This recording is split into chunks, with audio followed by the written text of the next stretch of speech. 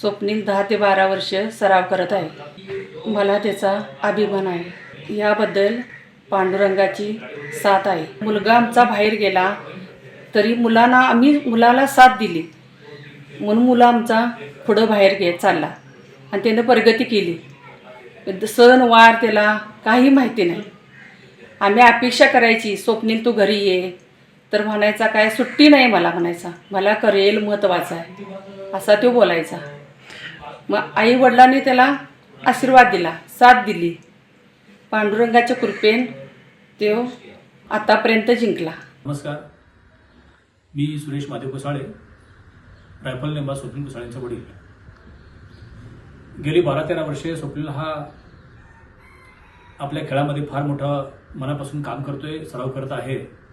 आणि मला आनंद वाटतो या ठिकाणी की माझा मुलगा एवढी मेहनत घेतो या खेळासाठी, ते बघून मी त्या खेळासाठी लागणार कधीही त्याला पैशाला कधी कमी केलं नाही। त्याचं आतापर्यंत जे काम आहे ते फार चढत्या क्रमाचं आहे। त्याच्या कामावरती, त्याच्या खेळावरती त्याच्या ज्या कोच मॅडम आहेत, दीपाली देशपांडे मॅडम, त्याही खुश आहेत। आज त्याची ऑलिम्पिकच्या मॅचसाठी पॅरिसमध्ये तो खेळलेला आहे, तो क्वालिफाय झालेला आहे। आज तो त्या ठिकाणी 7वा आलेला आहे। माझ्या परिवाराचा आणि माझा पांडुरंगावरती विश्वास आहे। देवाच्या कृपेनं आणि साऱ्या देशवासियांच्या कृपेनं तो नक्कीच आपल्या पदकाला गवसणी घालेल आणि देशाला पदक मिळवून देईल याची मला खात्री वाटते। नमस्कार, मी दीपाली देशपांडे। मी स्वतः ऑलिम्पियन आणि अर्जुन अवॉर्डी रायफल शूटर आहे आणि गेली 10 वर्ष स्वप्नील कुसाळेची प्रशिक्षक म्हणून मी काम करते।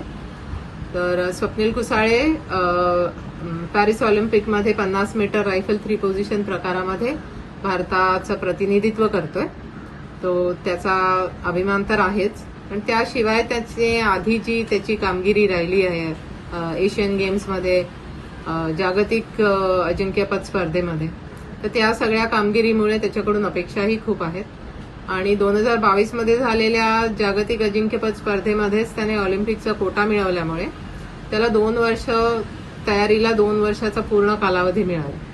सो त्याचा फायदा त्याला नक्कीच होईल, त्यामुळे त्याच्याकडून चांगल्या कामगिरीची अपेक्षा आहे। गेल्या वर्षभरात त्याची जी काही सातत्यपूर्ण कामगिरी राहिली आहे तर त्याचा त्याला ह्या स्पर्धेमध्ये नक्कीच फायदा होईल।